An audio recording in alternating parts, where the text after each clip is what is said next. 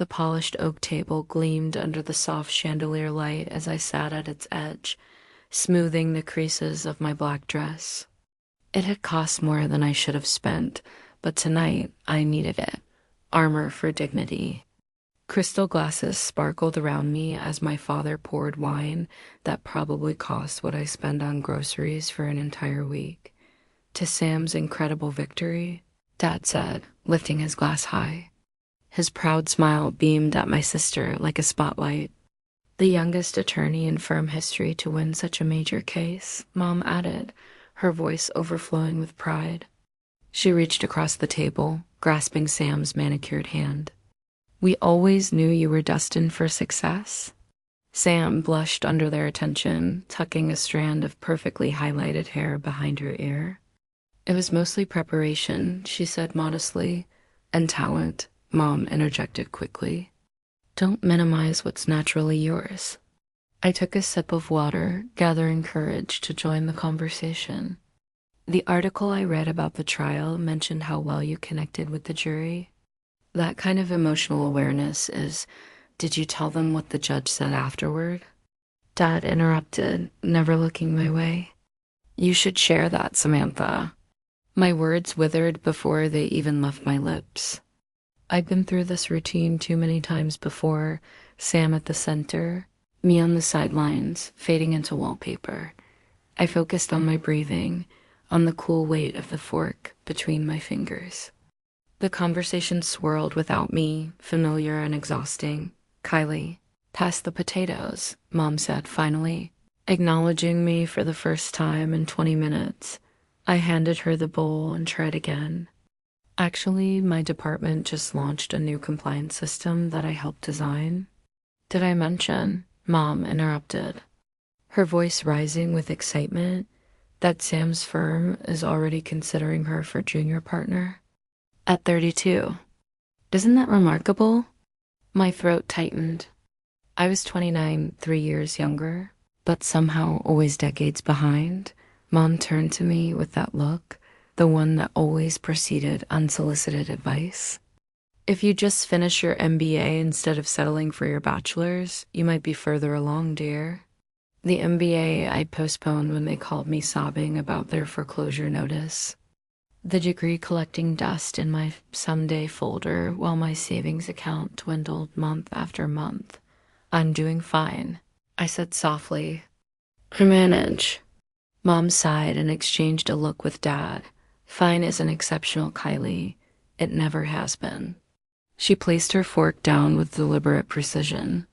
Honestly, you're not even half the woman your sister is. The dining room froze. Even the antique clock on the mantel seemed to pause out. My hand trembled around my water glass, ripples forming on the surface. My heartbeat thundered in my ears as heat crept up my neck. The words hit me like a slap, sharp, stunning, unforgettable. Tick, tick. The clock resumed, but something inside me didn't. 4 years of silence. 4 years of sacrifice. 4 years of invisibility. And finally, I spoke. Then maybe she should pay the mortgage for this house. The words left my mouth calm and quiet, but they hung in the air like smoke. Dad's fork clattered against his plate. Mortgage? What mortgage? Sam froze, her champagne glass halfway to her lips. Mom's face drained of color. Kylie, that's hardly dinner conversation, Mom stammered. Who wants dessert? I baked your favorite. No, I said firmly. My own strength startled me. I pulled my phone from my purse and opened my banking app, hands trembling. Dad's voice faltered. We refinanced years ago. I turned my screen toward them. February 15th, 2021. $2,500 to stop the foreclosure. Just this once, you said. Mom stood abruptly. This is absurd. I'm getting dessert. I scrolled. March, April, May. Every month for 4 years. Between $1,200 and $2,400, depending on which crisis came up. Clyde, Mom said, panic tightening her tone. Dad's face hardened. We've had. Temporary setbacks in business? Temporary? I met his eyes. 4 years isn't temporary. I turned to Sam. Did you know? Did you know that while you were buying your condo and celebrating promotions, I was paying to keep this roof over their heads? Sam shook her head slowly, confusion turning to shock. They told me they were helping you, that you were struggling. A bitter laugh escaped my throat. Of course they did. A daughter supports her family, Mom said tearfully, returning empty-handed. That's how we raised you. Family comes first. Family comes first, I repeated, voice hollow. But I'm not family to you, am I? I'm your safety net. Your bank account with feelings. The realization spread through me like ice, cold, sharp, awakening. All the years of making myself smaller, working harder, giving more only to fund the illusion of their stability. Sam placed her glass down carefully. How much? She whispered. Total. $84,000, I said. Dad choked on his wine. That's ridiculous. But his voice lacked conviction. My down payment, I said quietly. My MBA, my future. Silence settled again, but this time it was filled with truth. And beneath the humiliation, the anger, the exhaustion, something new began to unfurl. Freedom. Back in my apartment that night, memories returned in sharp flashes, like lightning behind closed eyelids. It had started 4 years ago. The night my phone rang at 11:37 p.m., I almost ignored it. I was already half asleep beneath my cheap IKEA comforter, surrounded by the quiet hum of city traffic outside. But something, maybe instinct or guilt, made me reach for it. Kylie? Mom's voice trembled on my name, thick with tears. I didn't know who else to call. My heart jolted. What's wrong? Is someone hurt? It's the house, she sobbed. We're going to lose the house. Her words struck me like cold water. Through shaky breaths, she explained how Dad's architectural firm was struggling, how they'd missed multiple mortgage payments, and how a foreclosure notice had just arrived. I could hear papers rustling and her muffled crying between phrases like 30 days and auction steps. How much do you need? I asked, already opening my laptop. The payment to stop the process is $2,500, she whispered. Just to give us time. Your father swears the Brewster contract will come through next month? She paused. Honey, I wouldn't ask, but we have nowhere else to turn. On my glowing screen, my savings stared back at me. 3 years of skipped vacations, secondhand furniture, and brown bag lunches. It was my down payment fund for a modest Denver condo, my first step toward independence. Just this once, Mom promised. Your father's mortified I even called. We'll pay you back as soon as his commission clears. My cursor hovered over the transfer button. The image of my childhood home filled my mind. The white colonial with blue shutters, the oak tree I'd fallen from at 8, the dining room where we gathered every Sunday. Click $2,500 vanished from my account. Thank you.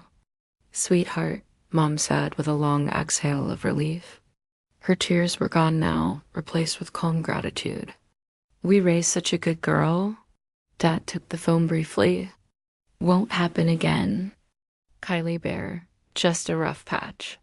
His voice carried that forced optimism I remembered from childhood. The same tone that followed every canceled trip or broken promise.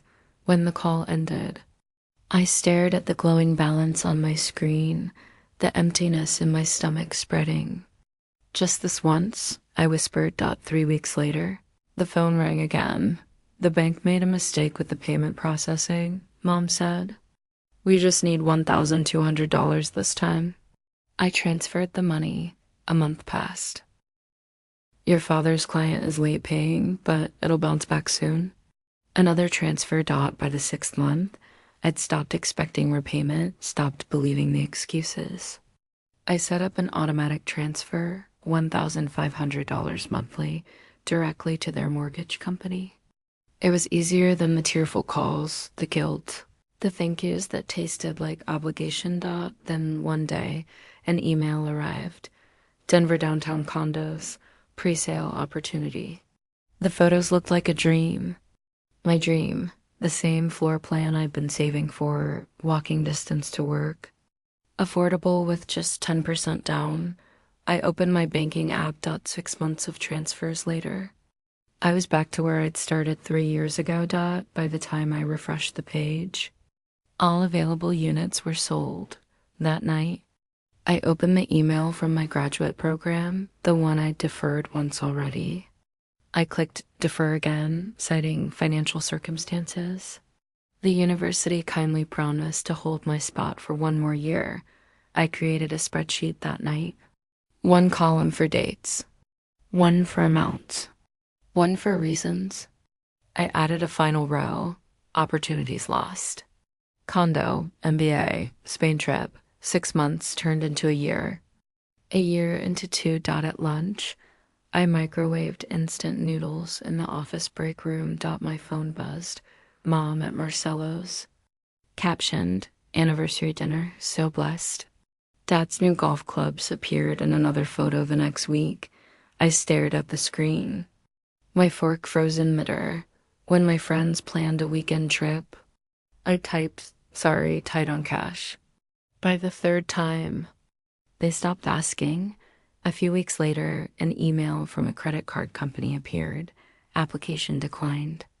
Insufficient credit history. Income to debt ratio unacceptable. That same day, Sam posted her smiling selfie in front of her new condo. Homeowner at last. #adulting. The comments overflowed with congratulations. Mom's voice still echoed in my ear from Easter dinner. Your sister always had such a good head on her shoulders. Financial independence is a sign of maturity.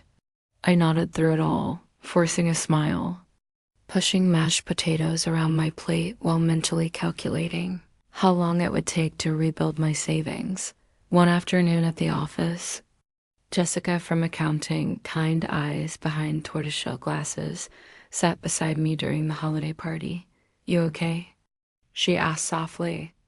You've been brown bagging it for months. Just saving, I lied automatically. She sipped her wine, studying me. For what exactly? You never seem to buy anything. Something about her gentle honesty broke through my practiced composure. Over coffee that turned into dinner, the story spilled out. 4 years. $84,000, the endless cycle of guilt and obligation. Jessica listened, silent until I finished. Then she said, Kylie, you can't keep setting yourself on fire just to keep others warm. They're my parents, I said weakly, and you're their daughter, not their wallet, she replied, grabbing a napkin and pen. Let's do some math.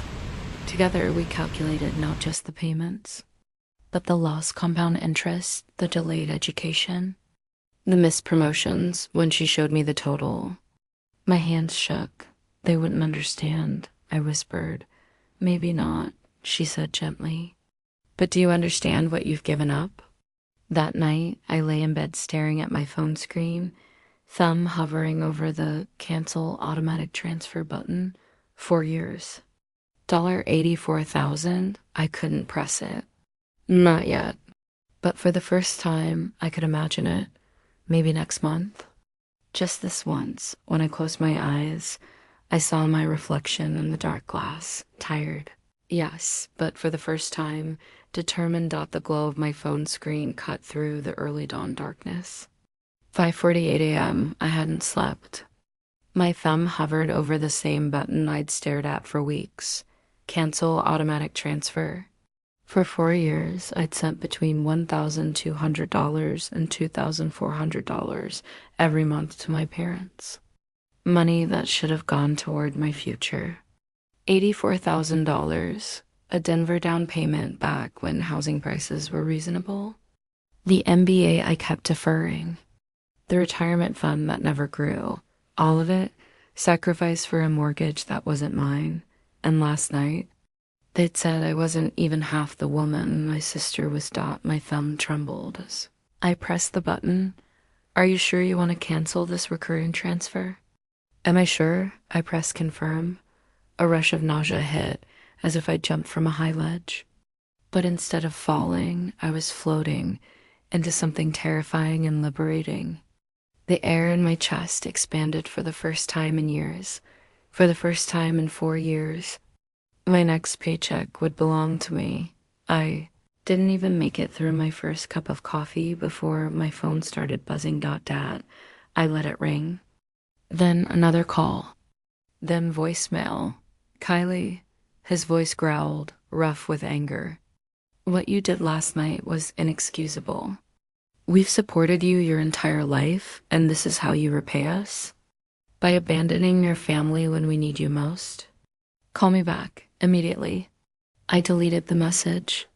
Then I blocked his number. By noon. Mom had left 4 voicemails, each one more tearful than the last. By 3 p.m. I blocked her 2. At 6, Sam texted. They say you're punishing them? What's going on? They won't stop calling me. My reply was short. Ask them about the mortgage payments I've been making for 4 years. 3 dots appeared, disappeared, appeared again. Finally, her response came. I'm so sorry. I had no idea. That evening, the doorbell rang. Through the peephole, I saw Mom, clutching a photo album to her chest like a weapon of guilt. I rested my forehead against the door. Kylie, honey, her muffled voice came through the wood. I know you're in there. I brought pictures from when you were little. Remember your first ballet recital? When you fell and your father carried you off the stage? What I remembered was working 3 jobs in college while Sam's tuition was fully covered. Postponing grad school because of their temporary setback. I didn't open the door. By morning. My phone was flooded, missed calls, texts, voicemails, emails from distant relatives, Aunt Linda, your poor parents. They're heartbroken, Uncle James. Family means forgiveness. Cousin Beth. Maybe it's time to talk things out. The family network had mobilized, efficient, coordinated, strategic. They're good. Jessica said the next day at our usual coffee shop, stirring her latte. Classic flying monkeys. I blinked. Flying what? Flying monkeys, she said with a grin. From the Wizard of Oz, the Wicked Witch sends them to do her dirty work. Emotional manipulation through third parties, a classic. I let out a dry laugh. I guess that makes me Dorothy. Jessica smiled. Dorothy didn't need permission to go home. Her words sat with me long after we parted. The next morning, I sat in a soft leather chair across from a financial advisor named Martha. Her office smelled faintly of lemon polish and quiet authority. She reviewed my documents, the spreadsheet, the transfers, the messages. Her eyebrows knit together. $84,000 over 4 years, she repeated, setting her tablet down. And they never acknowledged it publicly or repaid a cent? No. And you had no legal obligation to cover their mortgage? No. She leaned forward, voice firm but kind. Then what you've experienced is financial exploitation? The word hit harder than I expected. Clean, clinical, undeniable. Exploitation? I repeated softly. Family or not, she said, taking advantage of your finances without transparency or repayment is abuse.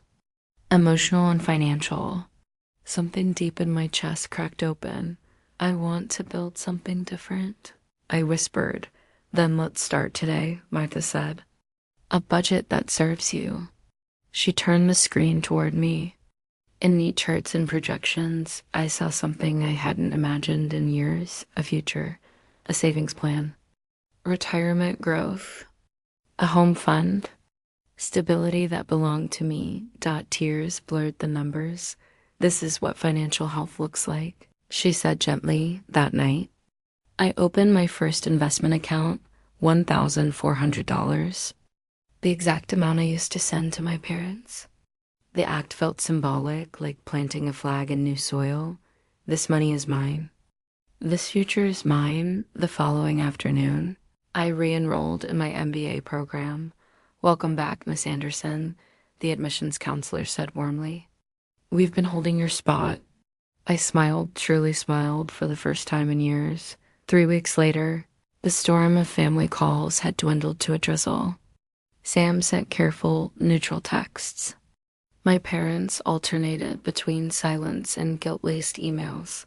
Jessica helped me rehearse what I'd say when the confrontation inevitably came. I love you, but your mortgage is not my responsibility. Simple, direct, final. I practiced it in front of my bathroom mirror until I could say it without shaking. The knock came on a Sunday evening. 3 sharp raps. Dad's rhythm. I didn't need to look through the peephole. I already knew. I opened the door. Both of them stood there, Mom's eyes red.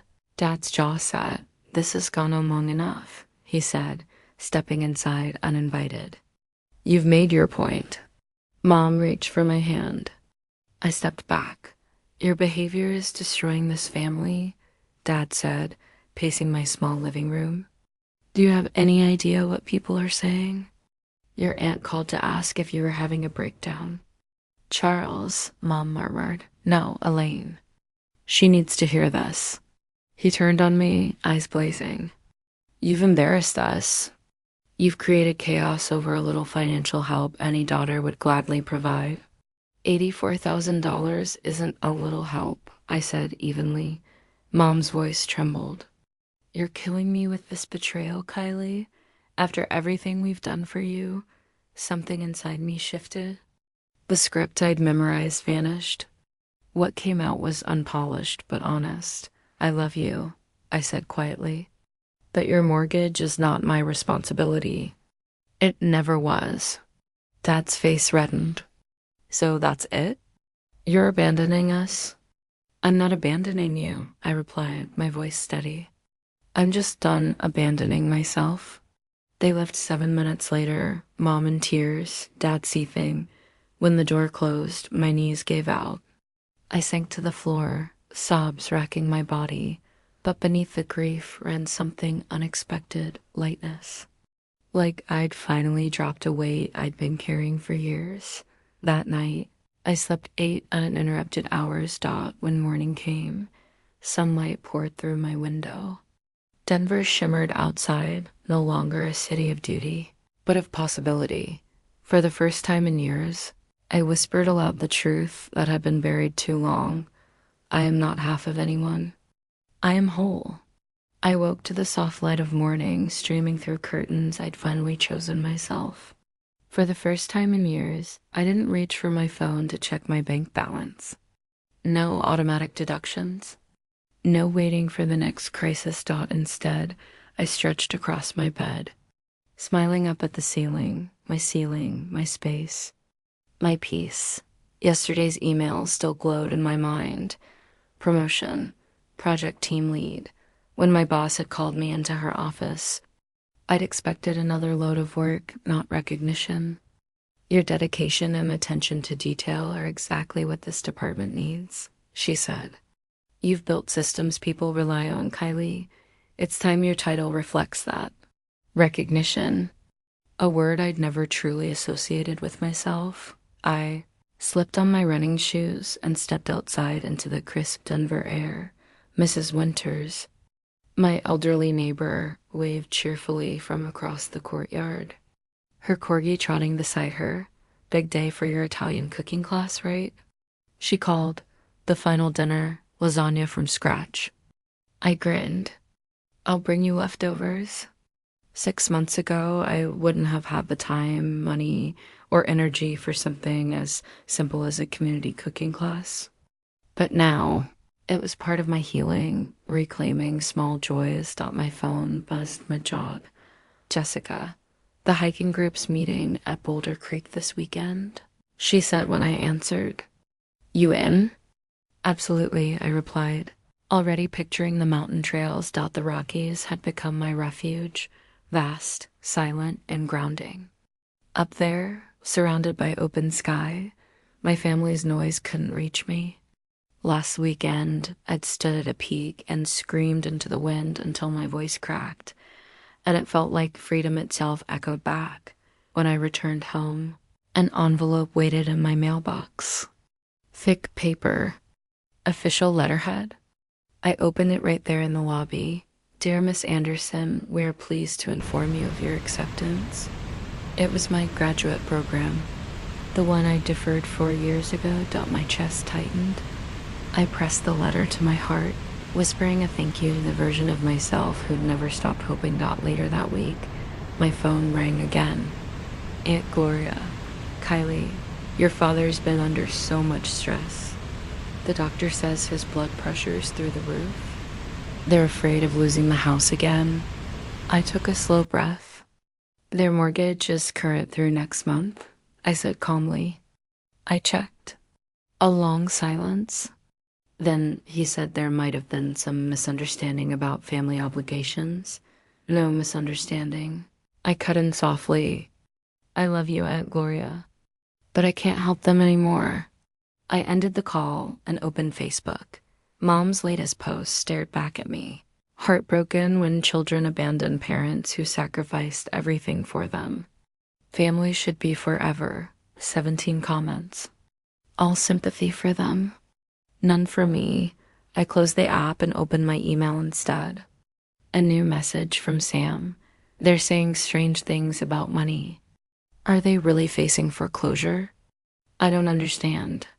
My fingers hovered over the keyboard, then typed.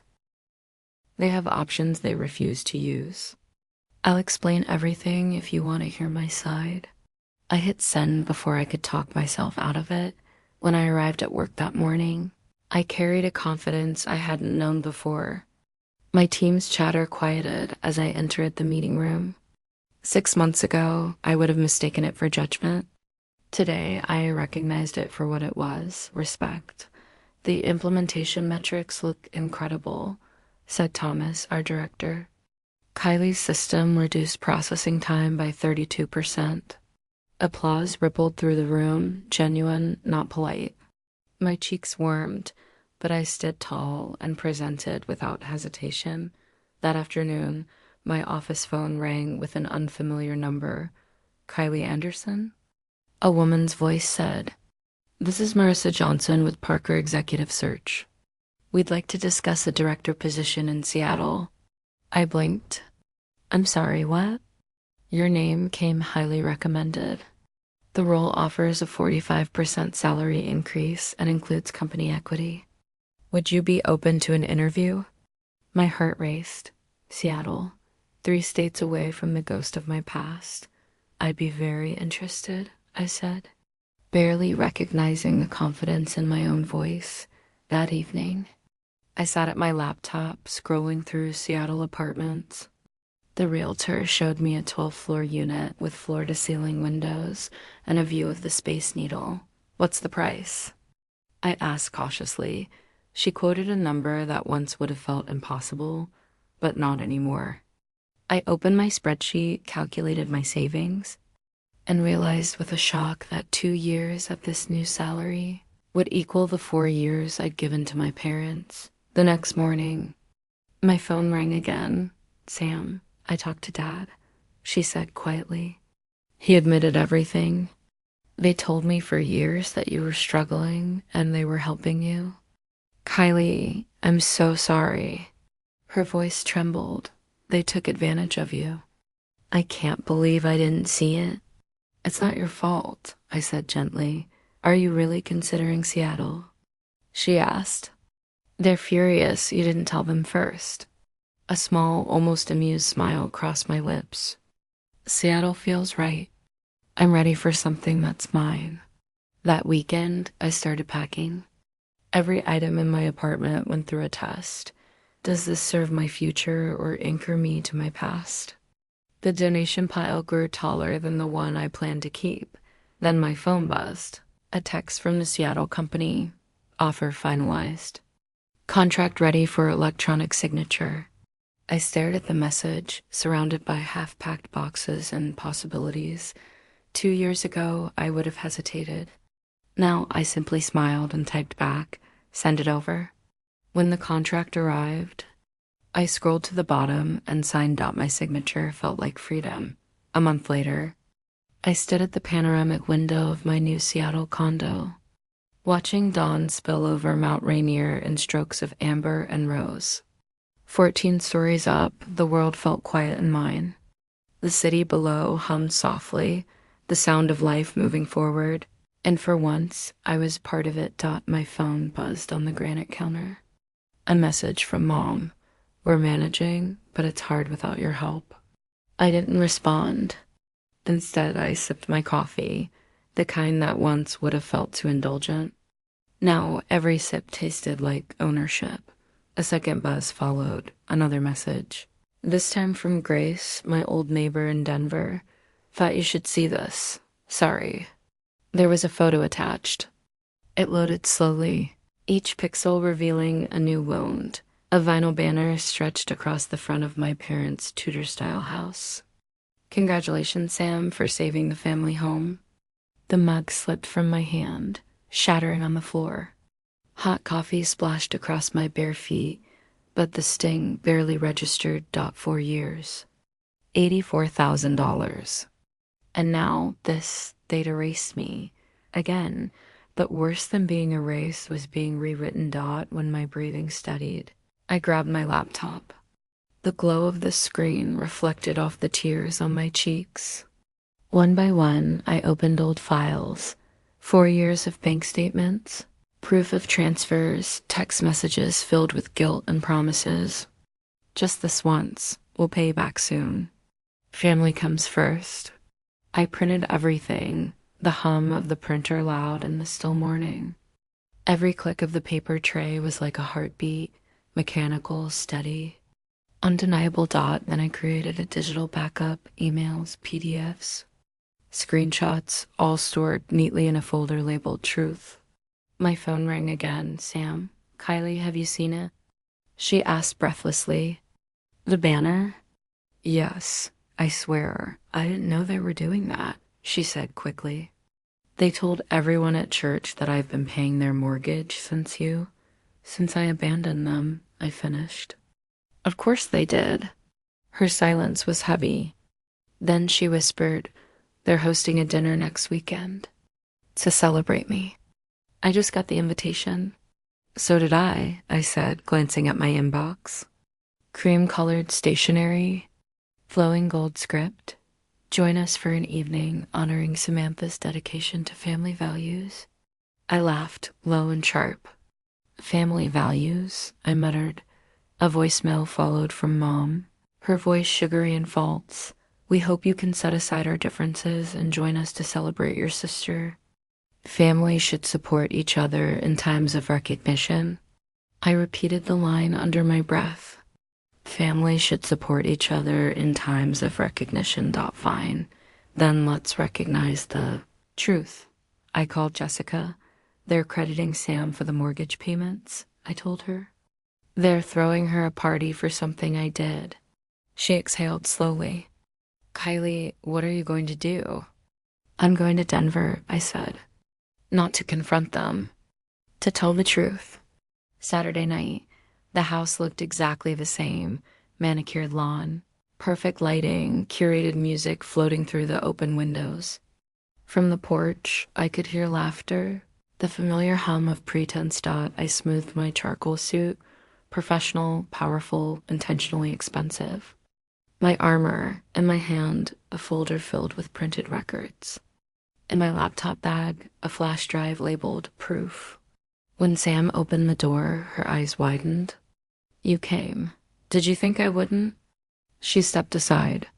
The living room had been transformed. Floral arrangements, crystal flutes of champagne, a projector showing a slideshow titled The Anderson Family Legacy of Support.